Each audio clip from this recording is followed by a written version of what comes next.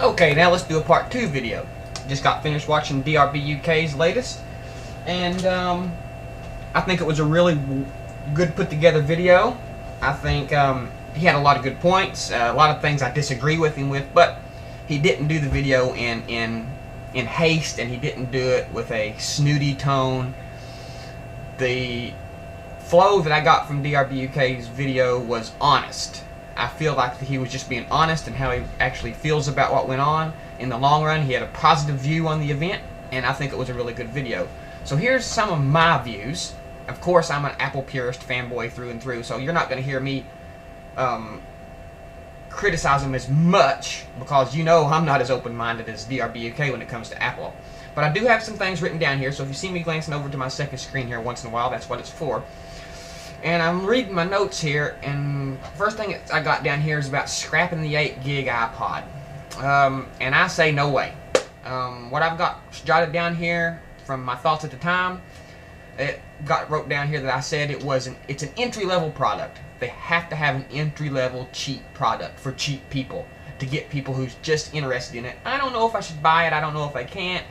A 16 gig base model sounds great in theory, but it would just raise the price just a little bit too much to get them people that are on the fence. They need that entry-level cheap model.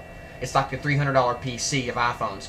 It's the product to get to introduce to people. Okay, if you're not real sure you want to spend this, you're not real sure if you're gonna like it, check out our cheap 8 gig version. I mean, it's not totally what it's for, but it's an entry-level product, and they need that entry-level product.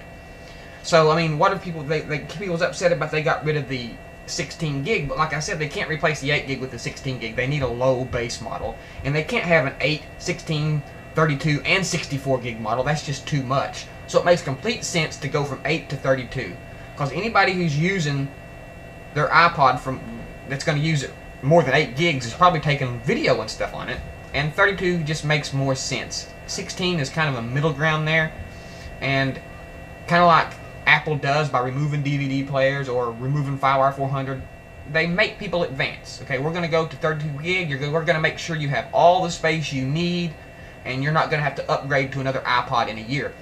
I don't think, since the market's saturated, I really don't think Apple is trying to convince people to buy a new iPod every year now. The market's saturated. People have their iPods. They're keeping them longer than a year than they used to.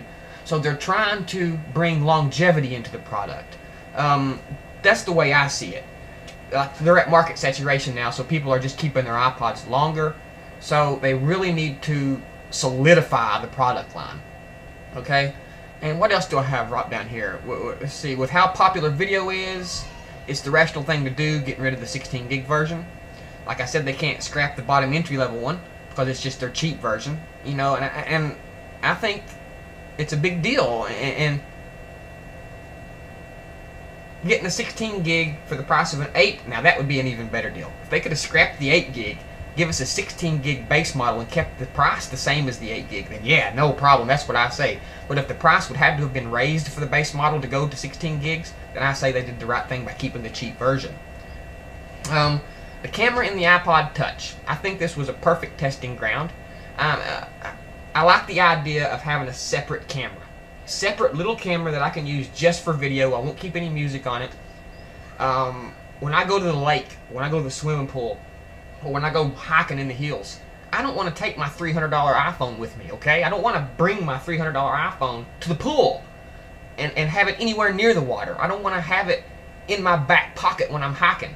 I don't want to break my iPod Nano either, but I'm losing a lot less with my iPod Nano if something happens to it than I am my iPhone.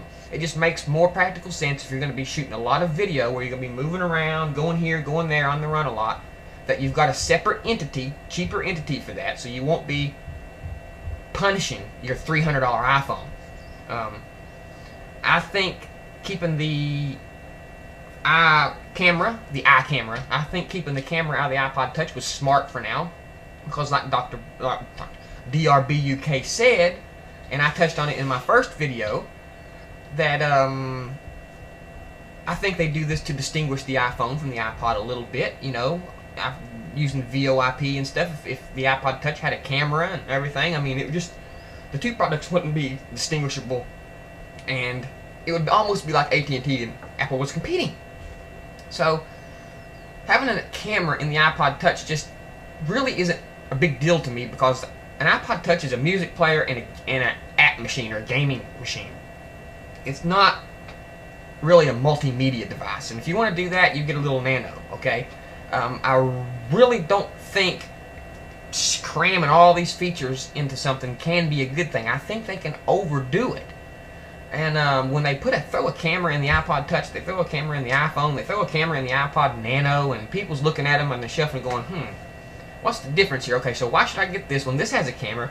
It just makes things more separate, more clear, and for the consumer, it's good. I think that the iPod Touch may get a camera in time, but I'm not gonna swear to that, because like I said, it's just handy to have that little camera around instead of having to pack my iPod Touch and have it going around and handing it to people. Here, use this. Fuck that. I want you. Here, take this little iPod Nano. You know what I mean. The shuffle's great for who it's aimed for. I think the shuffle crowd has been switched. I think the shuffle, when it first came out, was an entry-level iPod product for people on the go, and now it's become more of a product for people who exercise, who work out, for sports. I really don't think the shuffle is aimed at people like me. And for the product and the demographic that the shuffle is aimed at, I think it's a wonderful product. I think the colors are great. This is a big deal. Colors is a big deal. I mean, I know it's trivial, but it is a big deal. It grabs consumer attention. You see these big colorful things sitting in the case at Walmart, you're more than apt to turn your head when you walk by, right? I mean, people forget that Apple is in business to make money, you all. They're not here, they're here to please, but they're here to make money first and foremost, okay? And you can't fault them for that. Hell's far. Try to equip your home. What if you got 3 Windows PCs in your home and you want to put Windows Ultimate on all 3 of them legally? What's that going to cost you? Holy crap, are you kidding me? And what people need to remember is this was an all-music event. How much excitement can Apple build about a music event? What does people expect them to do? Oh, I'm not impressed. What do you expect them to do to the iPod Touch or the Nano or the iTunes Store? What do you expect them to do that's so different, better than what they've done now? You can only do so much. I mean, they can't reinvent the wheel here. We're just talking about a music event, people. And for a strictly pure music event, I think they have changed the game. They have done a lot. They've updated their line. They've updated iTunes. And to expect anything more than that is just ridiculous. It's ridiculous. Steve Jobs come back mainly to satisfy the shareholders and the stock. He had to show his face to make sure that people were worried about him overshadowing the announcements. But I think they were more worried about reassuring investors that, hey, Steve's okay.